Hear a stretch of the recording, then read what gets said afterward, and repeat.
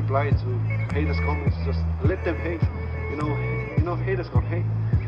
But you just gotta do you.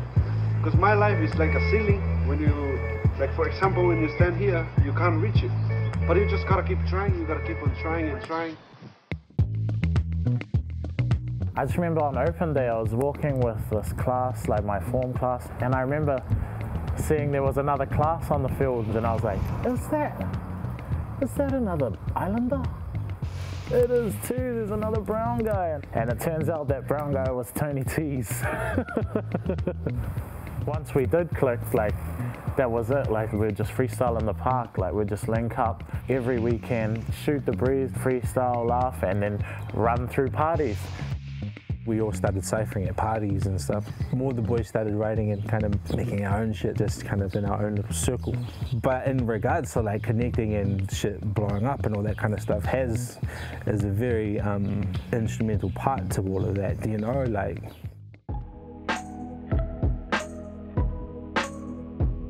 My mate was going out with one of Lance and Tony's like good friends. She's like, I got this mate, he makes beats. One day she was like, oh, is it all good if I bring my friends over, like they're rappers? The very next day, me and Tony went round. He was just sitting there on his famous desk, and I was like, oh shit, like. Because this is the first time me and Lucky been in front of a producer. Our first ever musical environment, like that's not the park. I didn't even say anything, I was just making beats in the corner. What do we do? Like, so we sat there for, I don't know how long, but we sat there for a while. And I was like, I'm going for a walk to the shop.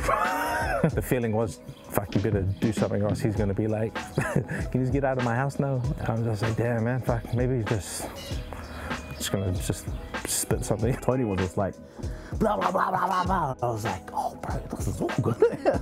And by the time I had come back, Tony T's had like rapped some stuff, and I was like, oh shit, like put the chips down and just rapped some stuff as well. And then that was it.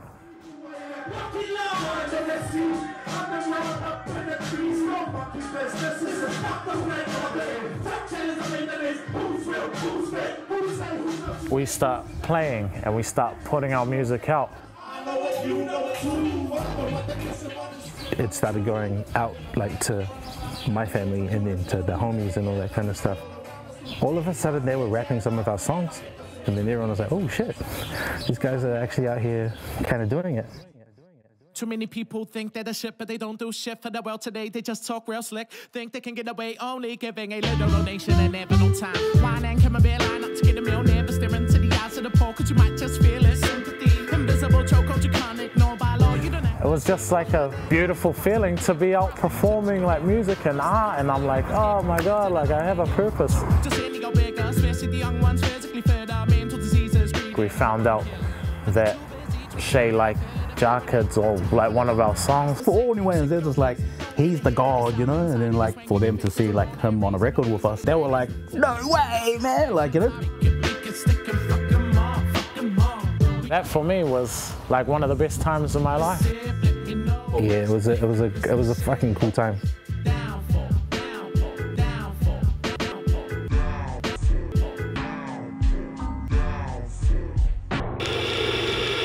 I feel like it's all a blur. Fuck, we were drunken motherfuckers, like, you know? I had always associated drugs and alcohol with the music. I'd seen Bob Marley smoke weed, and so I thought, oh man, like this is gonna make my creative juices really flow by getting stoned. Don't get me wrong, we weren't like fucking junkies or anything, but we came pretty close, mate. Stuff was definitely happening in my life. Like my mental health was at its weakest. And then it all catches up on you and you implode.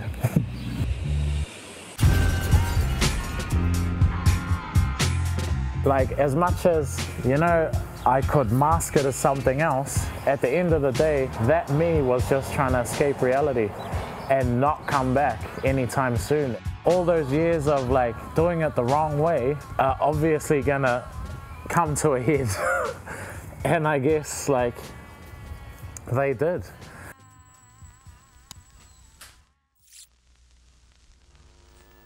The bird attacks have subsided for the time being. Bodega Bay seems to be the center, though there are reports of minor attacks on some We had this gig in Queenstown. Lucky had done like a bender, almost missed the flight, missed rehearsal, and then missed sound check. Next thing you know, I see him with a box. He's up at the mountain. Fast forward to the performance. I'm like, bro, you good? We good to go? And there was just this blank look in his face, bro. And I knew it. I was like, he's not good to go. He's not fucking good to go. I was like, all right, play the first song. He was like, I was like, holy shit, what the fuck's going on here? And he was like, looked at me, he was like, what's the words? I was like, oh!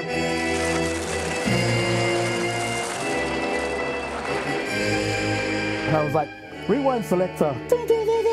Played it again, he was like, next one, next one. Willa, like every fucking song. He hadn't said one lyric. And I was like, oh, fuck, man. The gig was with like the Red Bull artists. The Red Bull artists are our peers.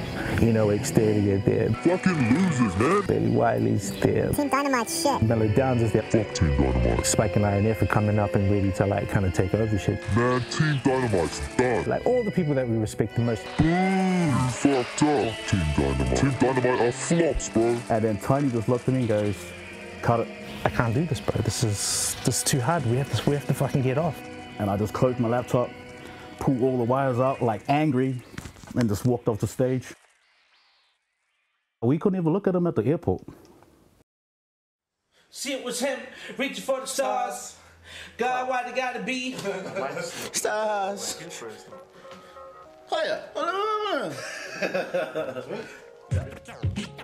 It was like the most embarrassing time of my life.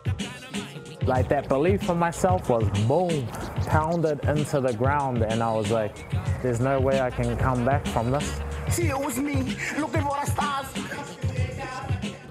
I didn't want to make music with him anymore. Tony didn't want to make music with him.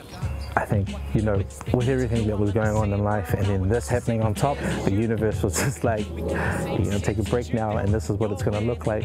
And I don't think we were quite listening because at the same time we were just doing the most. I could tell it by the look on their face, but as far as they were concerned, Team Dynamite was done.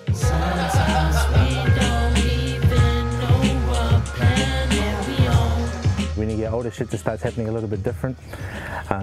You start noticing things or things catch up on you that you just need to take care of. And that's exactly what happened to Team Dynamite.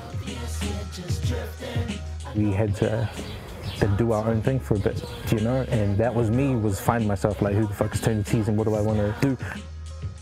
Becoming a dad has helped me figure shit out, you know, my new purpose. You can either go into like a world of shame and doubt yourself, or you can say, be fucking resilient and bounce back from this and learn from it. Working on myself and doing the work that I've done has really made me a lot lighter in the mind. Where I'm at today is I'm in the best place I've ever been in my life, you know, like I really am.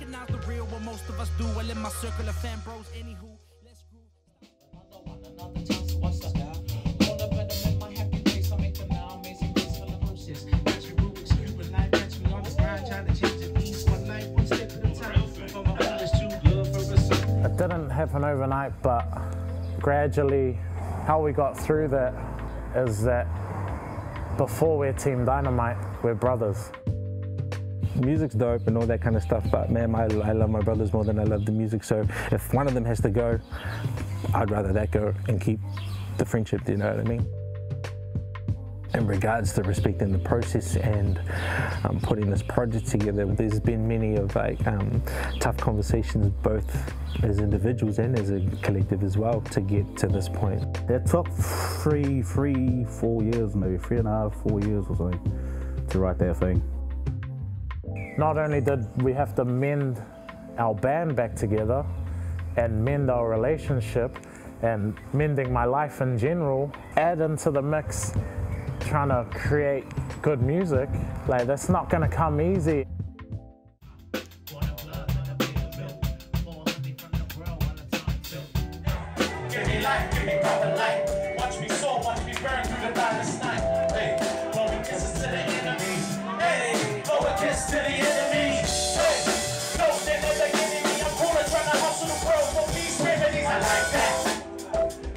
I'm like pretty proud of the efforts from both of myself and Lucky and Has to get to this point, because at one point this was like, no, like this could have been easily nothing.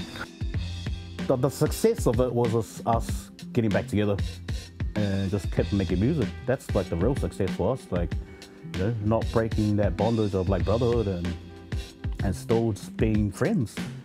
Like that's the winner. Like, you know, like you can pay me money, all good, man, like, but that's just going straight to my rent. To give him some sort of direction what you want, like yeah, well, all of us, like that's what I want from it. I just want to, yeah, similar to, well, not gonna get much rock bottom than this, and then we'll see how we peak, and then never know, we keep recording, might have a massive flop, and then see how you recover from that.